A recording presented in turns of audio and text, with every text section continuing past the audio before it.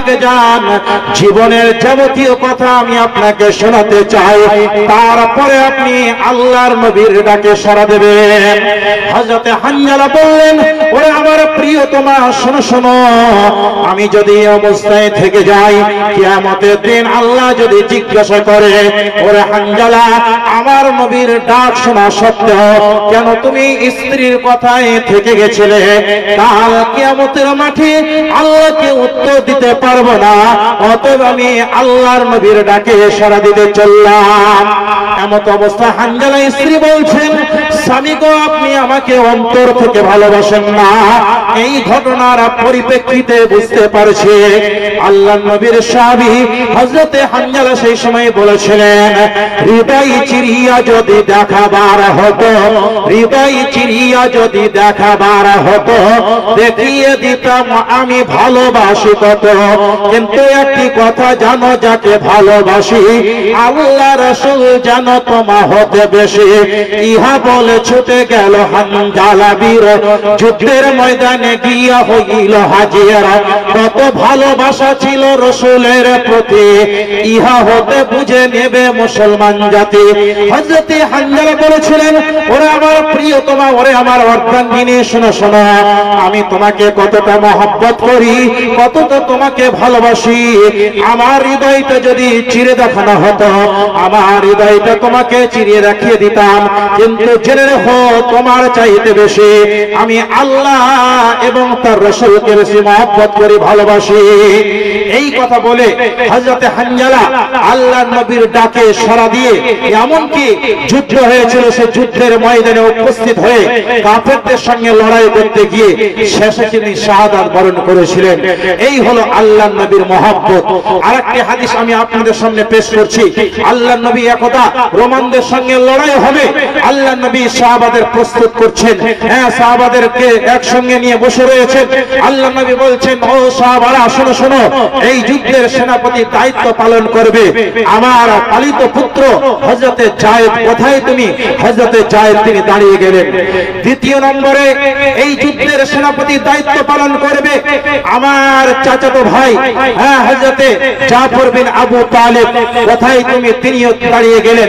তৃতীয় নম্বরে এই যুদ্ধের সেনাপতির দায়িত্ব পালন করবে আমার সাহাবী আব্দুল্লাহ বিন রাওয়াহা। কোথায় তুমি? তিনিও দাঁড়িয়ে গেলেন।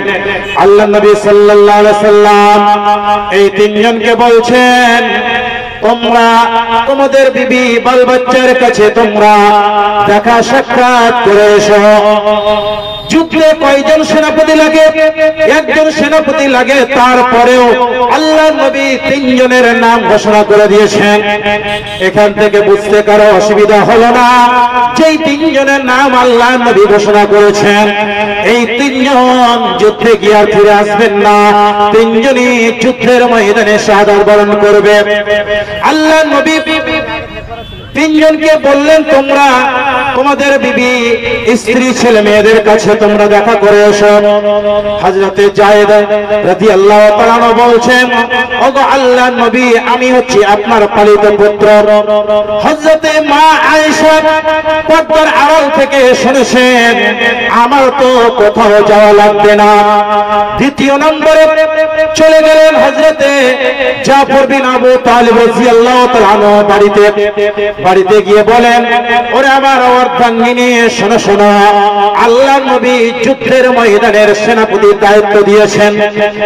তোমার কাছে এসেছি, অনেকদিন বিয়ে হলো তোমার সঙ্গে, হতে পারে তোমার কোনো হক ঠিকঠাক আদায় করতে পারি নাই। যদি এইরকম হয়ে থাকে, তুমি আল্লাহর ওয়াস্তে আমাকে তুমি ক্ষমা করে দিও।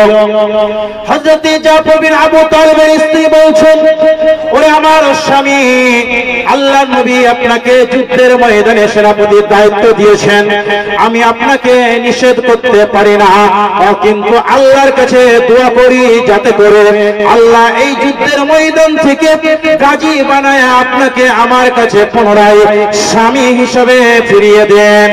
হযরতে জাফর বিন আবু তালেব তরবারির উল্টা পিঠ দিয়ে স্ত্রী হাতে মৃদু আঘাত করলেন আর বললেন, ওরে আমার প্রিয়তমা, ওরে আমার অর্ধাঙ্গিনী, শোনো শোনো, তুমি এই দোয়া করো না, এই দোয়া আল্লাহ কবুল করবেন না। কারণ আমার আগেও একজন রয়েছেন, আমার পরেও একজন রয়েছেন। ওগো আমার অর্ধাঙ্গিনী, আমি যেই পথে জীবন দিতে যাইতেছি সেই পথের জন্য আমার ছেলেদেরকে তুমি প্রস্তুত করবে।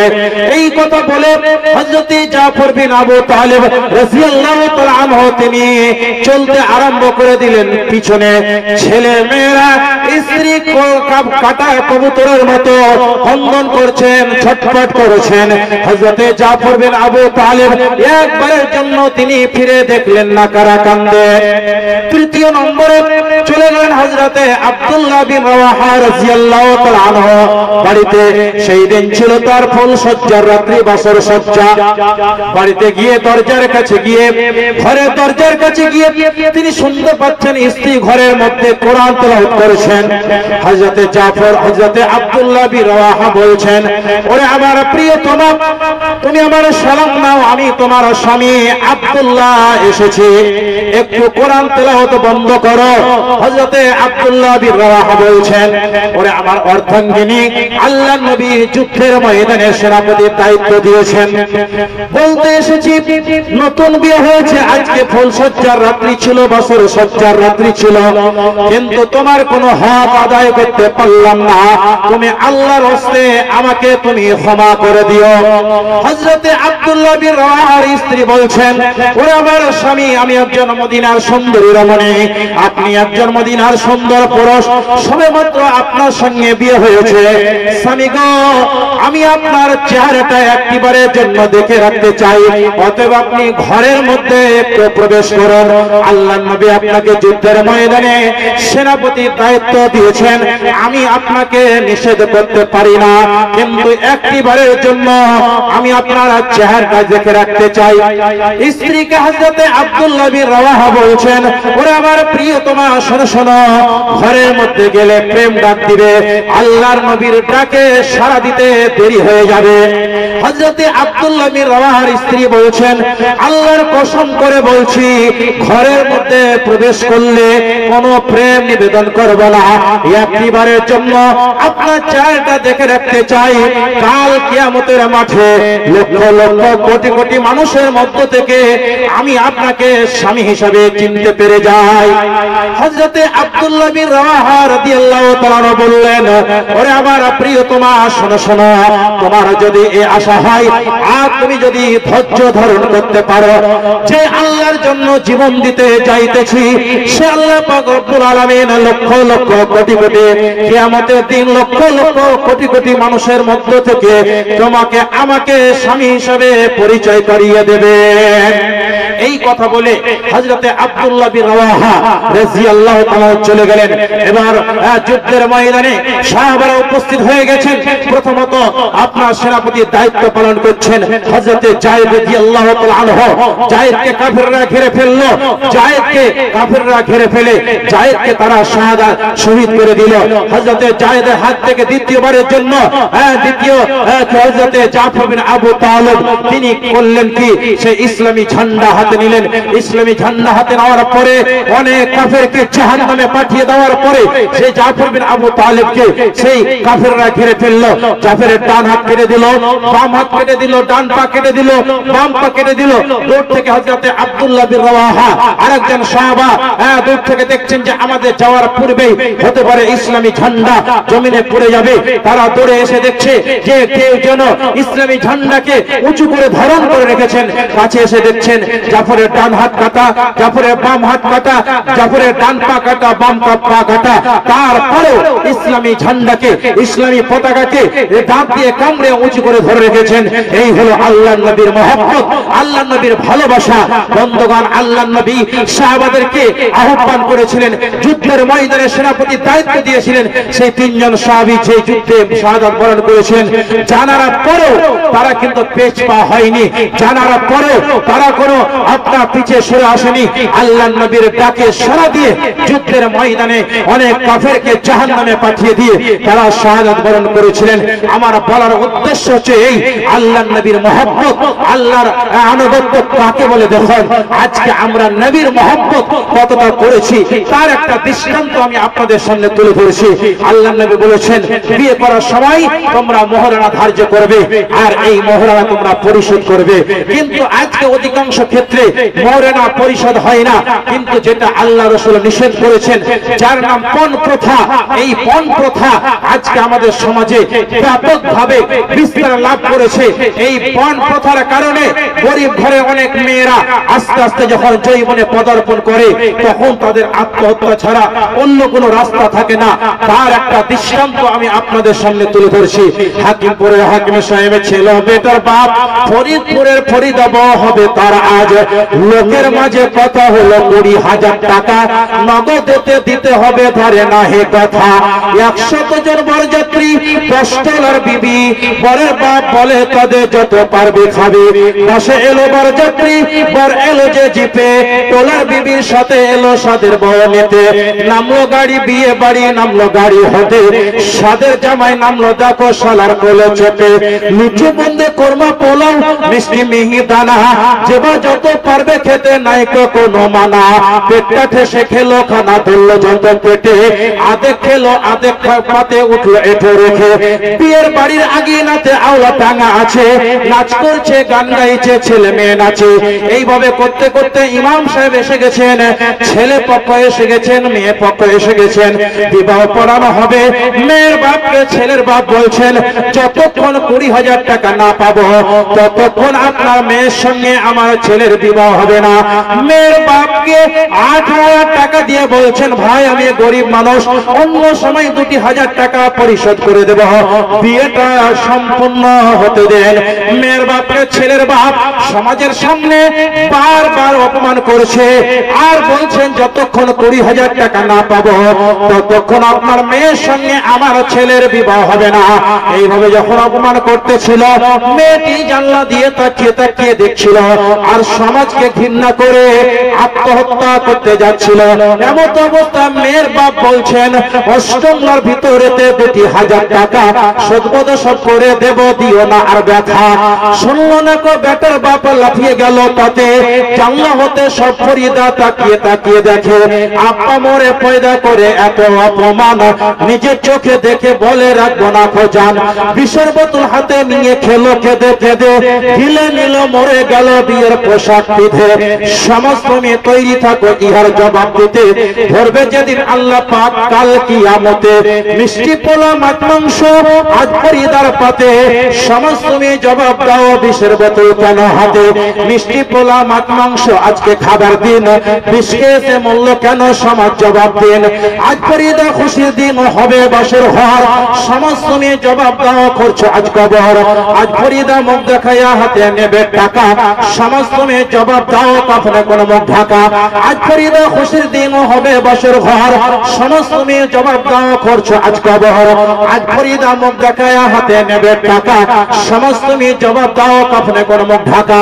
আজ ফরিদা শ্বশুর বাড়ি সঙ্গে যাবে বোন, সমস্ত মেয়ে জবাব দাও মুখ কেন চন্মন। আজ ফরিদা শ্বশুর বাড়ি নামবে চাচির কোলে, সমস্ত মেয়ে জবাব দাও কবর কেন দিলে। সে মেয়েটিকে মরতে হলো কেন? একমাত্র পণ প্রথার কারণে। বন্ধুগণ বলুন, আজকে আমরা পণ প্রথা গ্রহণ করেছি, তাহলে আমাদের অবস্থা করুণ হবে না কেন? আজকে আমাদের মধ্যে মহব্বতের আসলে নেই।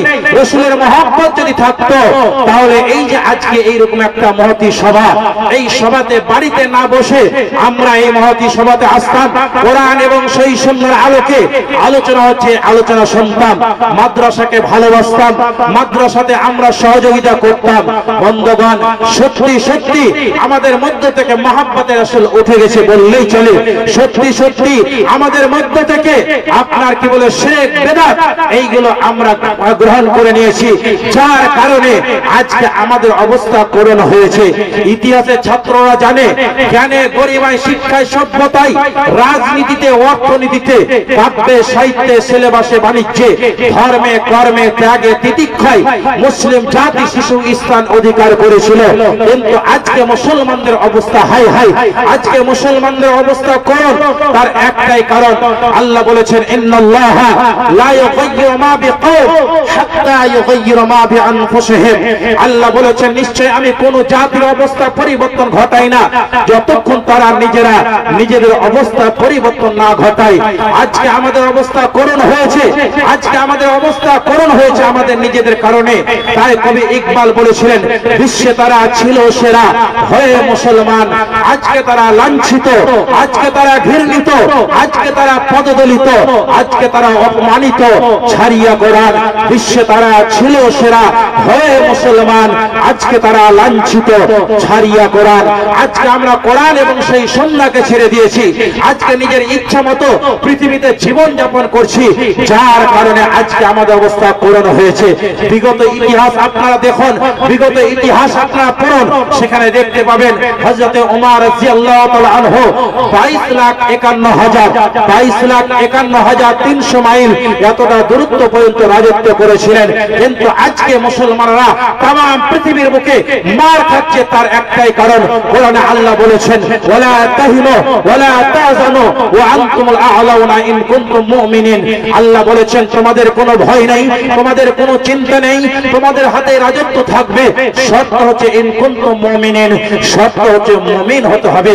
আজকে আমরা প্রকৃত মুমিন হতে পারিনি, প্রকৃত ঈমানদার হতে পারিনি, প্রকৃত মুসলমান হতে পারিনি, যার কারণে আজকে আমরা পৃথিবীর বুকে পদদলিত, লাঞ্ছিত, ঘৃণিত, অপমানিত হচ্ছি। বন্ধুগণ, আমাদেরকে কোরআন সহি সুন্নাহর আলোকে জীবন যাপন করতে হবে, কোরআন সহি সুন্নাহর আলোকে আমাদেরকে আঁকড়ে ধরতে হবে এবং সে অনুযায়ী যদি আমরা কাজ করি তাহলে আমরা পৃথিবীর বুকে পুনরায় মাথা উঁচু করে দাঁড়াবো। আল্লাহ বলেছেন ইন্নাল্লাহা লা ইউগাইয়িরু মা বিকওম হাত্তা ইউগাইয়িরু মা বিআনফুসিহিম। আজকে আমাদের অবস্থা করুণ হওয়ার আমারই কারণ।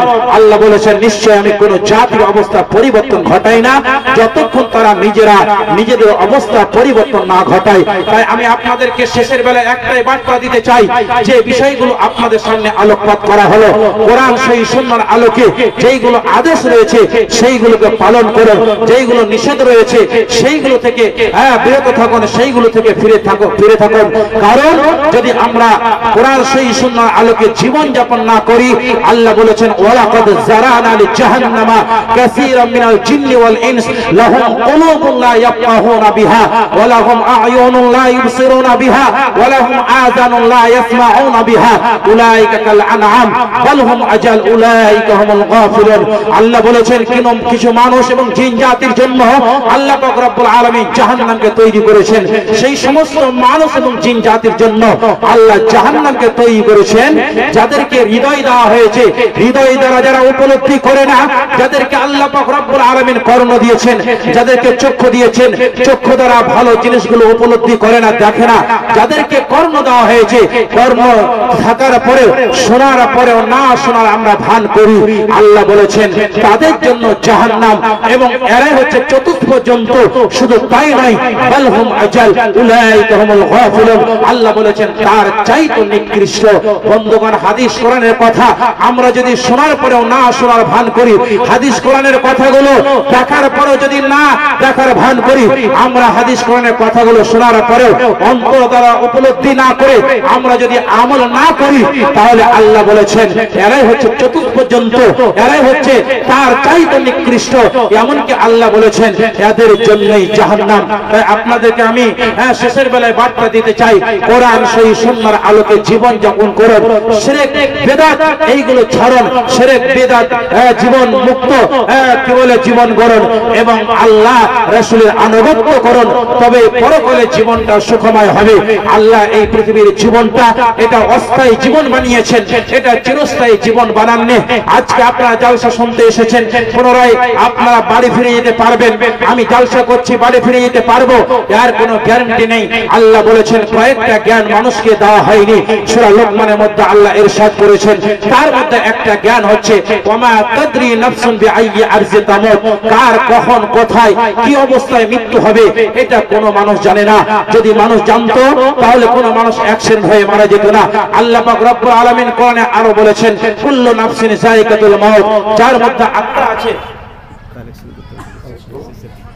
আচ্ছা ঠিক আছে। আল্লাহ বলেছেন যার মধ্যে আত্মা আছে মৌতের স্বাদ মৌতের মজা তাকে আস্বাদন করতে হবে। আল্লাহ পাক রব্বুল আলামিন বলেছেন যার মধ্যে আত্মা আছে মৌতের স্বাদ মৌতের মজা তাকে আস্বাদন করতে হবে। তাই আমি আপনাদেরকে বলবো অনেকক্ষণ ধরে আপনারা ওয়াজ নসিহত শুনলেন, কোরআন এবং সেই সুন্দর আলোকে কথাগুলো শুনলেন। আমি আপনাদের কিছুক্ষণ আদায় আমি করব এই মাদ্রাসার জন্য, যারা এই মাদ্রাসাতে